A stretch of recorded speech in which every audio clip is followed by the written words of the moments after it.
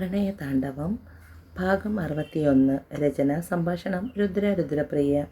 അത്രയും അടുത്തു നിന്ന് ആദി വിളിക്കുന്നത് പോലെ ബാലയ്ക്ക് തോന്നി. അവൾ ഫോണും എടുത്തുകൊണ്ട് പുറത്തേക്ക് പോയി. അച്ചുവേട്ടാ, വീട്ടിലെത്തിയോ? എത്തിയടോ, കഴിക്കാൻ വന്നതാ. പിന്നെ എന്തോ പോയില്ല. താനില്ലാത്തത് കൊണ്ട് എനിക്ക് തന്നെ വല്ലാതെ മിസ് ചെയ്യുന്നു ബാല. അവൻ്റെ പതിഞ്ഞ ചിരി കേട്ടപ്പോൾ ബാലയ്ക്കും ചിരി വന്നു. ഇറങ്ങാറാവുമ്പോൾ താൻ വിളിക്ക്, ഞാൻ വരാൻ കൂട്ടാൻ. അത് വേണ്ട, ഇത്തിരി ദൂരമല്ലേ ഉള്ളൂ, ഞാൻ വന്നോളാം. ഇന്ന് എന്തായാലും ഞാൻ കൂട്ടാൻ വരാം. പറഞ്ഞത് കേട്ടാൽ മതി. ആദ്യ ദിവാൻ കോട്ടിലേക്ക് കിടന്നു. മാന്തോപ്പിലൂടെ വീശിയടിക്കുന്ന കാറ്റിൽ കണ്ണടഞ്ഞു പോയി. നല്ല ഉറക്കത്തിലായിരുന്നു ആദി. ഗേറ്റ് തുറക്കുന്ന ശബ്ദം കേട്ടുകൊണ്ട് അവൻ ഞെട്ടി ഉണർന്നു നോക്കുമ്പോൾ കുടയും ചൂടി അതാ വരുന്നു ടീച്ചർ. അപ്പോഴാണ് വിളിക്കാൻ താൻ ചെല്ലാമെന്ന് പറഞ്ഞ വിവരം അവൻ ഓർത്തത്. ഇടയ്ക്ക് ഉറങ്ങിപ്പോയത് ആലോചിച്ചപ്പോൾ തന്നെ താനേ തലയിൽ അടിച്ചുകൊണ്ട് ആദി താഴേക്ക് ഇറങ്ങി വന്നു. അകത്തേക്ക് കയറി വരുന്ന ബാലയെ നോക്കി ചമ്മിയ ചിരി പാസാക്കി ആദി. ഉറങ്ങിപ്പോയടോ, താൻ പിണങ്ങല്ലേ? അവൾക്ക് കേൾക്കാൻ പാകത്തിന് പറഞ്ഞുകൊണ്ട് ആദി അപ്പുറത്തേക്ക് മാറി. മംഗലം തമ്മ മോനൂട്ടനുമായി പുറത്തേക്ക് ഇറങ്ങി വന്നപ്പോൾ ബാല അവനെ വാരിയെടുത്തു. രാവിലെ കണ്ടതാണ്. അതിനുശേഷം മണിക്കൂറുകളായി. ബാലയെ കണ്ടിട്ട് അവളുടെ തോളിലേക്ക് ചാഞ്ഞു കിടന്നു മോനൂട്ടൻ. കുഞ്ഞിനെയും കൊണ്ട് ബാല റൂമിൽ പോയി വേഷം മാറി വന്നു. അപ്പോഴേക്കും മംഗലത്തമ്മ അവക്ക് കുടിക്കുന്നതിനായി ചായ എടുത്തു വെച്ചു. ബാല മോനൂട്ടനുമായി കസേരയിലേക്ക് ഇരുന്നു. ബാഗിൽ നിന്ന് പാത്രം പുറത്തേക്കെടുത്തു. ഇതെന്താ മോളെ? അംഗൻവാടിയിലെ തീരെ ചെറിയ കുഞ്ഞുങ്ങളാണമ്മേ മോനൂട്ടനെ പോലെ. അവർക്ക് കൊടുക്കുന്നതിന് വേണ്ടി രാവിലെയും വൈകുന്നേരവും ഉച്ചയ്ക്കുമൊക്കെ ആഹാരം അവിടെ ഉണ്ടാക്കും. ഇത് സോജി ഗോതമ്പിൻ്റെ ഉപ്പുമാവാണ്. മുമ്പ് ഞാൻ പൊയ്ക്കൊണ്ടിരുന്നപ്പോൾ ഉണ്ണിക്കുട്ടനായിരുന്നു ഇതിന് ഏറ്റവും ഇഷ്ടം. ഇന്നിപ്പോൾ മോനൂട്ടൻ ഇഷ്ടമായാലോ എന്ന് കരുതി ഞാൻ എടുത്തുകൊണ്ട് വന്നതാണ്. ബാല സംശയത്തോടു കൂടിയാണ് മോനൂട്ടന് കൊടുത്തത്. പക്ഷെ അവനത് നന്നായി ഇഷ്ടപ്പെട്ടു. കുഞ്ഞിൻ്റെ വായിലേക്ക് അല്പാൽപ്പം വാരി കൊടുത്തു. എന്നാൽ അടുത്ത തവണ കുഞ്ഞിൻ്റെ വായിലേക്ക് വയ്ക്കുന്നതിന് മുൻപ് ആദ്യം അവളുടെ കൈപിടിച്ച് സ്വന്തം വായിലേക്ക് വെച്ചു. മംഗലത്തമ്മ എഴുന്നേറ്റ് അടുക്കളയിലേക്ക് പോയി അവർക്കായി മാറിക്കൊടുത്തു. ബാല ആദിയെ കൂർപ്പിച്ചു നോക്കി. ഇത് സംഭവം കൊള്ളാമല്ലോടോ, എനിക്കും കൂടി താ. ബാല ചുറ്റും നോക്കുമ്പോൾ അവിടെയൊന്നും ആരുമില്ല. അമ്മയും കമലേച്ചിയും അടുക്കളയിലാണ്. അതുകൊണ്ട് തന്നെ അവൾ ആദിക്കും മോനൂട്ടനും ഒരുപോലെ വാരിക്കൊടുത്തു. ഈയിടെയായി ആദി അവന് ബാലയോടുള്ള ഇഷ്ടം പ്രകടമായി തന്നെ കാട്ടുന്നുണ്ട്. ബാലയ്ക്കും അത് മനസ്സിലായി. അതിനനുസരിച്ച് അവൾ നിൽക്കും. സുമയുടെ കാര്യം പറയുന്നതിന് വേണ്ടി ഡോക്ടർ സാമുവൽ ആദിയെ വിളിച്ചിരുന്നു. കുറച്ച് ദിവസമായി അവർക്ക് വല്ലാത്ത ക്ഷീണമാണ്. ഇപ്പോൾ ഏറെക്കുറെ അതൊക്കെ മാറി വരുന്നുണ്ട്. റൂമിൽ തന്നെ അടഞ്ഞിരിക്കുന്ന സ്വഭാവം മാറി ഇപ്പോൾ പുറത്തൊക്കെ ഇറങ്ങാൻ തുടങ്ങി. ആരുമായും അധികമൊന്നും സംസാരിക്കില്ല. എങ്കിലും ഇവിടെ വന്നതിനേക്കാൾ നല്ല മാറ്റമുണ്ടാതി. പറ്റുന്ന ദിവസം ബാലയോട് അവരെ വന്നൊന്ന് കാണാൻ പറഞ്ഞാൽ നന്നായിരുന്നു. കൂടെ ആ കുഞ്ഞു മോനില്ലേ ഉണ്ണിക്കുട്ടൻ, അവനെയും കൂടി കൂട്ടിക്കോളൂ. ഇടയ്ക്കിടയ്ക്ക് അവൻ്റെ പേരും പറയുന്നത് കേൾക്കാം. വരാം ഡോക്ടർ, ഉറപ്പായും വരാം. ആദ്യ കോൾ കട്ടാക്കി. ദിവസങ്ങൾ വലിയ കേടുപാടുകളില്ലാതെ കടന്നു പോയിക്കൊണ്ടിരുന്നു. ആദിയും ബാലയും കൂടി അവരുടെ പ്രണയ നിമിഷങ്ങൾ നല്ല രീതിയിൽ തന്നെ മുന്നോട്ട് കൊണ്ടുപോയി. വെള്ളിയാഴ്ച ദിവസം വൈകുന്നേരം ഉണ്ണിക്കുട്ടൻ ഹോസ്റ്റലിൽ നിന്നും പൊന്നുമംഗലത്തേക്ക് വന്നു. മോനൂട്ടൻ അവനെ കണ്ടപ്പോൾ പിന്നെ അവൻ മാത്രം മതി. ചെറുക്കനിപ്പോൾ ബാലയേക്കാൾ ഇഷ്ടം ഉണ്ണിക്കുട്ടനെയാണ്. ഞായറാഴ്ച ആദി ബാലയെയും ഉണ്ണിക്കുട്ടനെയും കൊണ്ട് ഹോസ്പിറ്റലിലേക്ക് പോയി. അമ്മയെ കണ്ടപ്പോൾ ബാലയ്ക്ക് ആശ്വാസം തോന്നി. ഇവിടെ കൊണ്ടുവന്നതിനേക്കാൾ ഇപ്പോൾ നന്നായിട്ടുണ്ട്. ഉണ്ണിക്കുട്ടൻ്റെ കയ്യും പിടിച്ച് ബെഡിലിരിപ്പുണ്ട്. എല്ലാവരെയും നോക്കുന്നതല്ലാതെ ഒന്നും സംസാരിക്കുന്നില്ല. ഇടയ്ക്കിടയ്ക്ക് ബാലയെ നോക്കുമ്പോൾ ആ കണ്ണുകൾ നിറയുന്നത് ബാല വ്യക്തമായി കണ്ടു. അവളുടെ നെഞ്ചു പിടഞ്ഞു പോയി ആ കാഴ്ചയിൽ. അരമണിക്കൂറിൽ കൂടുതൽ അവിടെ ഹോസ്പിറ്റലിൽ ചിലവിട്ടതിന് ശേഷമാണ് തിരികെ വീട്ടിലേക്ക് വന്നത്. വൈകുന്നേരം പതിവ് പോലെ ജയലക്ഷ്മിക്ക് കൂട്ടുകിടക്കുന്നതിനായി ചെല്ലുമ്പോൾ കപ്പ പുഴുങ്ങി കാന്താരി ചമ്മന്തിയും കട്ടനുമിട്ട് തന്നെ നോക്കിയിരിപ്പുണ്ട്. അന്ന് സുഖമില്ലാതായതിൽ പിന്നെ ലക്ഷ്മിക്ക് ജയയോട് കുറച്ച് സ്നേഹം തോന്നി തുടങ്ങിയിട്ടുണ്ട്.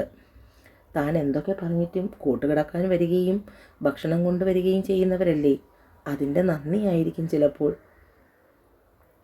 ഇറയത്തേക്ക് കയറിയപ്പോൾ തന്നെ ഒരു പ്ലേറ്റ് ജയയുടെ മുന്നിലേക്ക് വെച്ച് നീട്ടി ലക്ഷ്മി. എന്തുകൊണ്ടോ അത് വാങ്ങാതിരിക്കാൻ ജയയെക്കൊണ്ടായില്ല. കുറച്ച് കഴിഞ്ഞ് രണ്ടുപേരും സംസാരിച്ചിരുന്നു. തൊഴിലുറപ്പ് കാര്യങ്ങളെ കൊണ്ട് സംസാരിച്ചതിന് ശേഷമാണ് ഇരുവരും കിടക്കാൻ പോയത്. രാവിലെ പതിവ് പോലെ എഴുന്നേറ്റ് ജയ പുറത്തേക്ക് ഇറങ്ങുമ്പോഴാണ് ഒതുക്കുകൾ കയറി വരുന്ന ആളിലേക്ക് അവളുടെ നോട്ടം മുടക്കിയത്. നടക്കുമ്പോൾ ചെറിയൊരു ഏന്തലുണ്ടെങ്കിലും ആളെ പെട്ടെന്ന് തിരിച്ചറിയാൻ പറ്റി ജയ്ക്ക്. അപ്പോഴാണ് തൊഴിലുറപ്പ് പണിക്ക് പോകുന്നതിന് വേണ്ടി ലക്ഷ്മിയും പുറത്തേക്ക് ഇറങ്ങി വന്നത്. അച്ഛനെ കണ്ടപ്പോൾ അവളുടെ മുഖം വിടർന്നു. വേഗം ഓടി അയാളുടെ അരികിൽ ചെന്നു. അച്ഛൻ എപ്പോഴാണ് ഡിസ്ചാർജ് ആയത്? അച്ഛൻ്റെ കൈയും കാലുമൊക്കെ നോക്കിക്കൊണ്ട് അവൾ ചോദിച്ചു. എന്നാൽ അയാളെ പിടിച്ചിരിക്കുന്ന അവളുടെ കൈ ശ്രീധരൻ തട്ടിയെറിഞ്ഞു. നീ വലിയ സ്നേഹം കാണിക്കാൻ നിൽക്കണ്ട ലക്ഷ്മി. ഞാൻ ആശുപത്രിയിൽ കിടന്നപ്പോൾ ഒരു ദിവസം വന്ന് നോക്കിയിട്ട് നിൽക്കാൻ പറ്റില്ലെന്ന് പറഞ്ഞ് നീ പോയത് എനിക്കോർമ്മയുണ്ട്. ഇപ്പോൾ അവൾ സ്നേഹം കാണിക്കാൻ വന്നേക്കുന്നു. അച്ഛൻ്റെ അന്നത്തെ അവസ്ഥയിൽ എങ്ങനെ കൂടെ നിൽക്കാനാണ്? അച്ഛന് സ്വന്തമായി ഒന്നും ചെയ്യാൻ കഴിയില്ല. എന്നെക്കൊണ്ട് അച്ഛനെ പിടിച്ചു വലിച്ചു പൊക്കി നടത്താനുള്ള ശേഷിയൊന്നുമില്ല. അപ്പോൾ പിന്നെ ഞാൻ അവിടെ നിന്നിട്ട് എന്തെങ്കിലും കാര്യമുണ്ടോ? ഉള്ള കാര്യമുള്ളതുപോലെ ലക്ഷ്മി പറഞ്ഞപ്പോൾ ശ്രീധരൻ അത് ഇഷ്ടപ്പെടാത്ത രീതിയിൽ ലക്ഷ്മിയെ നോക്കി. എന്നിട്ട് എവിടെ നിന്റെ തള്ള സുമ? അവൾക്കും വരാൻ വയ്യായിരുന്നോ? ഈർഷ്യയോടെ പറഞ്ഞുകൊണ്ട് അയാൾ അര കൈവരിയിൽ കയറിയിരുന്നു. നീ എവിടെ പോകാൻ ഒരുങ്ങിയിറങ്ങിയതാടി? ശ്രീധരൻ അവളെ രൂക്ഷമായി നോക്കിക്കൊണ്ട് ചോദിച്ചു. ഞാനിപ്പോൾ തൊഴിലുറപ്പ് പണിക്ക് പോകുന്നുണ്ട്. അല്ലാതെ എന്തെങ്കിലും കഴിക്കണ്ടേ? അപ്പോൾ നിന്റെ അമ്മ നിന്നെയും ഫീൽഡിൽ ഇറക്കിയോ? എന്നിട്ട് അവൾ എന്താ വീട്ടിലിരുന്ന് സുഖിക്കുന്നോ? അകത്തേക്ക് എത്തി നോക്കിക്കൊണ്ട് ശ്രീധരൻ ചോദ്യം ചോദിച്ചു. മുനവച്ചതുപോലെയുള്ള അയാളുടെ സംസാരം കേട്ട് ജയ വെട്ടിത്തിരിഞ്ഞിറങ്ങിപ്പോയി. ഇവളെന്താ ഇവിടെ?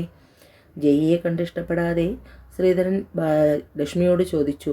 ജയമാമിയാണ് എനിക്കിപ്പോൾ കൂട്ടുകിടക്കാൻ വരുന്നത്. കൂട്ടുകിടക്കാൻ വരുന്നതോ? ഇവിടെയുള്ള ബാക്കിയെല്ലാം എന്താ ചത്തു തുലഞ്ഞോ? ചോദിച്ചുകൊണ്ട് അയാളുടെ നോട്ടം പിന്നെയും വീട്ടിനുള്ളിലേക്കായി. അന്നത്തെ സംഭവത്തിന് ശേഷം ചേച്ചി ഇവിടെ ഇല്ല, പൊന്നുമംഗലത്താണ്. അതോടുകൂടി അമ്മയും ആരോടും മിണ്ടാതെയും പറയാതെയുമായി. റൂമിനകത്ത് തന്നെ അടഞ്ഞിരിക്കും. ഇടയ്ക്ക് വെച്ച് മനസ്സിന് സുഖമില്ലാതെ എന്തൊക്കെയോ കാണിച്ചു കൂട്ടി. അങ്ങനെ ഇപ്പോൾ ഹോസ്പിറ്റലിലാക്കിയിരിക്കുകയാണ്. ഞാൻ രാവിലെ തൊഴിലുറപ്പിന് പോയി കഴിഞ്ഞാൽ അമ്മ മുറിയിൽ നിന്നും പുറത്തേക്ക് ഇറങ്ങില്ല. അങ്ങനെയൊക്കെ ആയപ്പോൾ ഉണ്ണിക്കുട്ടനെ ഇവിടെ നിൽക്കാൻ വയ്യെന്ന് ചേച്ചിയോട് പോയി പറഞ്ഞു. അവൻ്റെ ഒരു കൂട്ടുകാരൻ സ്കൂളിനടുത്തുള്ള ഹോസ്റ്റലിലാണ്. അതുകൊണ്ട് അവനെയും ചേച്ചി ഹോസ്റ്റലിലാക്കി. ഇപ്പോൾ ഏകദേശം 1 മാസത്തോളമായി. ഓ, അപ്പോൾ ഇത്രയൊക്കെ കാര്യങ്ങൾ ഇവിടെ നടന്നിട്ടും ഞാനൊന്നും അറിഞ്ഞില്ല. അല്ലെങ്കിലും അങ്ങനെ തന്നെ ജോലി ചെയ്ത് കൊണ്ടുവന്ന് തരുമ്പോൾ അതൊക്കെ തിന്ന് എല്ലിൻ്റെ ഇടയിൽ കയറി നിഗളിക്കാനല്ലാതെ നിനക്കൊന്നും എനിക്കൊന്ന് വയ്യായ്മ വന്നപ്പോൾ നോക്കാനില്ലാതായി പോയി. ഇത്രയൊക്കെ ആയിട്ടും ആ മൂക്ക് മതിയായില്ലേ? തള്ളയെ കെട്ടിയെടുത്തപ്പോഴെങ്കിലും അവൾക്ക് ഇവിടെ വന്ന് താമസിച്ചുകൂടായിരുന്നോ? ശ്രീധരൻ ദേഷ്യം കൊണ്ട് വിറഞ്ഞു. അത് പിന്നെ എങ്ങനെ? കാണാൻ കൊള്ളാവുന്ന ചോരയും നീരുമുള്ള ഒരുത്തനെ കണ്ടപ്പോൾ അവളങ്ങ് എല്ലാം മറന്നുപോയി. നിന്റെ കാര്യങ്ങളെല്ലാം പിന്നെ എങ്ങനെയാണ് നടക്കുന്നത്? ഞാൻ തൊഴിലുറപ്പിന് പോകുന്നുണ്ട്, അതുകൊണ്ട് കഴിഞ്ഞു പോകും. അപ്പോൾ പിന്നെ ആശുപത്രിയിലെയും ചെറുക്കൻ്റെ പഠിത്തക്കാരിയും ഒക്കെ എങ്ങനെയാണ്? അതിനുള്ള പൈസയൊക്കെ ആ മറ്റവൻ തരുമോ? എൻ്റെ ആവശ്യത്തിനുള്ള പൈസ ഞാൻ തന്നെയാണ് ജോലി ചെയ്തുണ്ടാക്കുന്നത്. അതിഷ്ടപ്പെടാത്തതുപോലെ ലക്ഷ്മി പറഞ്ഞു. ഉണ്ണിക്കുട്ടനെ ഹോസ്റ്റലിൽ കൊണ്ട് ചേർത്തതും അമ്മയുടെ ചികിത്സാകാര്യവും ഒക്കെ പൊന്നുമംഗലത്തുള്ളവരാണ് നോക്കുന്നത്. അതുപോലെ തന്നെ ബാലേച്ചിക്ക് ഇപ്പോൾ ഇവിടുത്തെ അംഗൻവാടിയിൽ ടീച്ചറായി ജോലി കിട്ടിയിട്ടുണ്ട്. അപ്പോൾ ആ വരുമാനവുമുണ്ട്. അല്ലാതെ അച്ഛൻ ഇങ്ങനെ കുടിച്ചും ഉത്തരവാദിത്വവും ഇല്ലാതെ നടന്ന് ഹോസ്പിറ്റലിലായെന്ന് പറഞ്ഞ് ഞങ്ങൾക്ക് ജീവിക്കണ്ടേ? ഓ, അപ്പോൾ എങ്ങനെയായാലും അവളുടെ കാര്യങ്ങളൊക്കെ ഭംഗിയായി തന്നെയാണ് നടക്കുന്നത്. കൊള്ളാം. നീ എന്നെ ചോദ്യം ചെയ്യാനൊന്നും ആയിട്ടില്ല ലക്ഷ്മി. അതുകൊണ്ട് നാവടയ്ക്ക് മിണ്ടാതിരുന്നോ. ഇത്തിരി അവശതകളുണ്ടെന്നല്ലാതെ എൻ്റെ ശൗര്യത്തിന് ഇപ്പോഴും കുറവ് വന്നിട്ടില്ല. ശ്രീധരൻ രൂക്ഷമായി ലക്ഷ്മിയെ നോക്കി. അച്ഛൻ ആശുപത്രിയിൽ നിന്ന് നേരെ ഇറങ്ങി ഇങ്ങോട്ടാണോ വരുന്നത്? അതിനെന്താടി എനിക്കിവിടെ വരാൻ പാടില്ലേ? നിന്റെ ചോദ്യം കേട്ടാൽ തോന്നുമല്ലോ ഈ വീട് നിന്റെ പേരിലായിരിക്കുകയാണെന്ന്. ഇവിടെ നിൽക്കണമെങ്കിൽ നിന്റെ അനുവാദം വേണമെന്ന്. ഞാൻ അങ്ങനെയൊന്നുമല്ല അച്ഛാ പറഞ്ഞത്. ഞാനൊന്ന് ചോദിച്ചെന്നേ ഉള്ളൂ. അച്ഛനും കൂടി ജോലിയുണ്ടെങ്കിൽ നമുക്ക് കുറച്ചുകൂടി സൗകര്യത്തിൽ കഴിയാമായിരുന്നു. ഇപ്പോൾ തന്നെ തൊഴിലുറപ്പിന് പോയി എൻ്റെ നടു ഒടിഞ്ഞിരിക്കുകയാണ്. ലക്ഷ്മി അവളുടെ അവസ്ഥ ശ്രീധരന് മുമ്പിൽ തുറന്നു കാട്ടി. വർക്ക്ഷോപ്പിലെ മേസ്തിരിയോട് ഞാൻ വരുന്ന വഴിക്ക് കാര്യം പറഞ്ഞു വെച്ചിട്ടുണ്ട്. എന്തായാലും ഒരാഴ്ചയോളം ജോലിക്ക് പോകാൻ പറ്റില്ല. അതുകൊണ്ട് അതുവരെ നീ എനിക്കും കൂടി ചിലവിന് തരേണ്ടി വരും. അത് കഴിഞ്ഞ് ഞാൻ ജോലിക്ക് പൊയ്ക്കോളാം. അതുവരെ നീ എന്നെക്കൊണ്ടുള്ള ഉപദ്രവം സഹിച്ചാൽ മതി. ഒന്നുമില്ലെങ്കിലും നിന്നെയൊക്കെ ഉണ്ടാക്കിയെന്നുള്ള പാവം ഞാൻ ചെയ്തു പോയില്ലേ? അപ്പോൾ പിന്നെ ഒന്ന് വീണു പോയാൽ എന്നെ ഒന്ന് താങ്ങാനും നിനക്കൊക്കെ വേണം. പറഞ്ഞിട്ട് ഏന്തി വരിഞ്ഞ് ശ്രീധരൻ റൂമിനുള്ളിലേക്ക് കയറി കിടപ്പായി. നാശം, ഇതിപ്പോൾ എനിക്ക് ഉപദ്രവമാവുമെന്നാണ് തോന്നുന്നത്. ലക്ഷ്മി പിറുപിറുത്തു. ഓരോരോ മാരണങ്ങൾ എൻ്റെ തലയിൽ തന്നെ വന്ന് വീഴും. ഇന്നത്തെ തൊഴിലുറപ്പിൻ്റെ പോക്ക് എന്തായാലും നടക്കില്ല. അവൾ ദേഷ്യത്തിൽ അകത്തേക്ക് കയറിപ്പോയി. ഉച്ചത്തെ ചോറും കറി ഇരിപ്പുള്ളത് കൊണ്ട് തന്നെ അവൾ വേറെ ഒന്നും ഉണ്ടാക്കാൻ നിന്നില്ല. വേണമെങ്കിൽ ഇതൊക്കെ കഴിച്ചാൽ മതി. ഇനി എനിക്കൊന്നും ഉണ്ടാക്കാൻ വയ്യ. 9 മണിയോടടുത്തിട്ടും ശ്രീധരൻ എഴുന്നേറ്റ് വന്നില്ല. അതുകൊണ്ട് തന്നെ അവൾ ചോറും കറിയും എടുത്ത് വെച്ചിട്ട് ശ്രീധരനെ ചെന്ന് വിളിച്ചു. നിനക്കെന്താടി ഇത്തിരി ഇങ്ങോട്ട് എടുത്തുകൊണ്ട് വന്നാൽ ഞാൻ ഇനി അങ്ങോട്ട് എഴുന്നേറ്റ് വരുമോ? അയാൾ കട്ടിലിൽ എഴുന്നേറ്റിരുന്നു കൊണ്ട് രൂക്ഷമായി അവളോട് ചോദിച്ചു.